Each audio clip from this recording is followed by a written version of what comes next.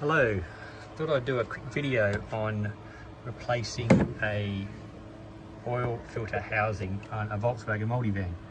This is a 2012 Multivan from Australia, so the models are probably a bit different other places around the world. I couldn't really find anything about my model, about replacing it, how hard, how easy it was. There's a lot of other cars, but not actually my cars. I'm going to do a quick video. And it wasn't as bad as I thought. Here's quickly is the old housing.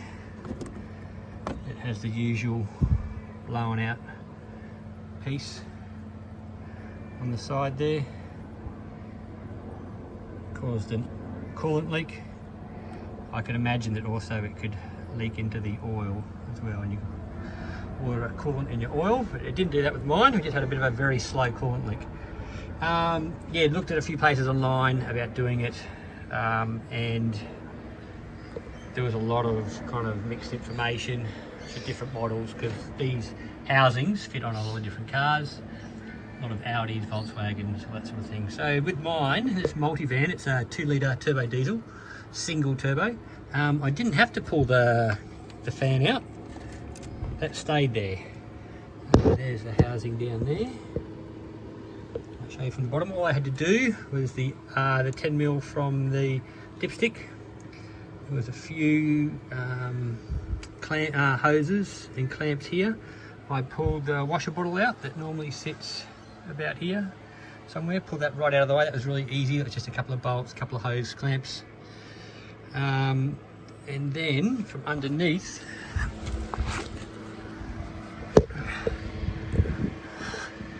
I think this is an auxiliary water pump. I unbolted that from, there was a bolt here somewhere. Anyway, there it is there, I think. No. Anyway, unbolted that. There's a housing bolt there. And undid the hoses coming off it, and that gave us enough room to get to the oil filter housing. The two front ones, two lower ones are quite easy. You can see there, the two top ones are a little bit more difficult. You can get to them, you can see them. I had to use different extensions, like some 3/8, two of them taped together to get in there, but I could get to them pretty easy actually, and loosen them off, get it out and replace a new one. I've also decided to change the oil, which I don't think you have to do, but when I cleaned the face down, I could have got some crap into the engine. I scraped it and sprayed some brake clean, so I thought might as well change it now. The actually new housing came with an oil filter, so that was good. So new filter, new oil, new housing and new coolant. So there's the bracket. I also replaced this coolant hose, because it's the one that comes off the housing, and it was covered in oil and it looked pretty average, and it was like easy to do it now and an actual pain in another 6 months time or 12 months if it failed on me. So I replaced that and a couple of hose clamps. I put the genuine hose clamps, new genuine ones, back on. I know they're an absolute pig to get on and off, but the thing I do like about them is they're at a set tension. When you put them on, you can't over tighten them and you can't under tighten them. So I just went through the fight to get them on and off, so that's fine.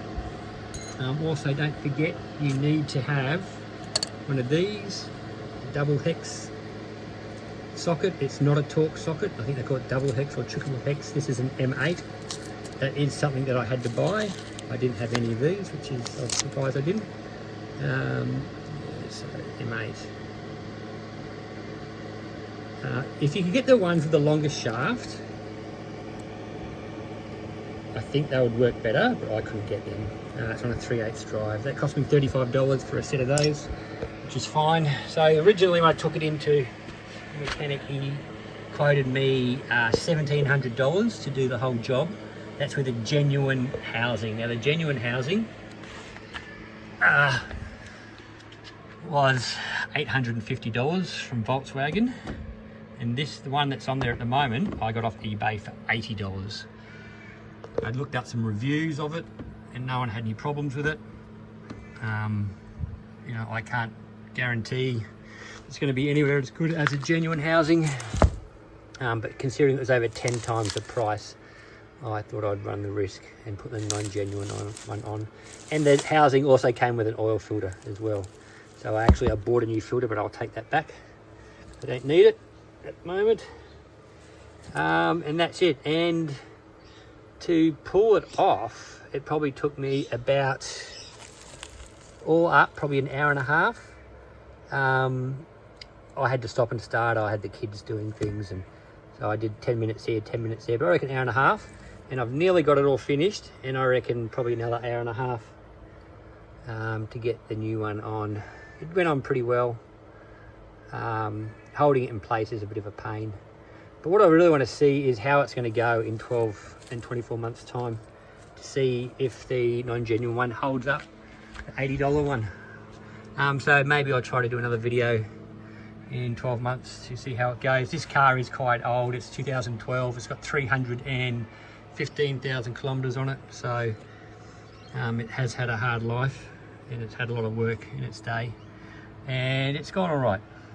So anyway, I'm going to leave it there, and I hope everyone else that has this problem and is doing it, good luck to you. It is a pain, but it is totally doable at home with your own hand tools. So good luck.